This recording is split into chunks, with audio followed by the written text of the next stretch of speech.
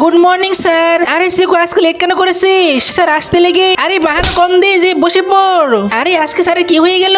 আগে আমি দেরি করে আসলে স্যার তো আমাকে কিছুই বলতো না, আমাকে আদর করে বেঞ্চে গিয়ে বসতে বলতো। আজকে এদের শিক্ষা দিতে হবে। কি রে সিকো, তুই স্কুলে ফিস কেন দিসনি? স্যার আমি তো মঙ্গলবারে দিব। আরে কেন মঙ্গলবারে? আজকে দিতে হবে। স্কুলে ফিস না নিয়ে আসলে তোকে আমি স্কুল থেকে বের করে দিব। আরে আগে যখন আমি স্কুলে ফিস না নিয়ে আসতাম তখন স্যার তো আমাকে কিছুই বলতো না, তাহলে কেন স্যার এরকম করতেছে? আরে স্যার আমি তো অঙ্কটা বুঝতে পারতেছি না, একটু বুঝিয়ে দেন। আরে ভোগের বাচ্চা, বুঝতে পারলে বুঝ, তা না হলে স্কুল থেকে বের হয়ে যা, কতবার তোকে বুঝিয়ে দিব।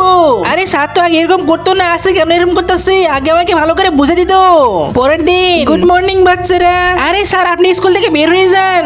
কেন স্যার? স্যার আপনার মনে নাই কালকে আমাদের সঙ্গে কি আচরণ করেছেন? আরে কালকে তো আমি স্কুলে আসিনি।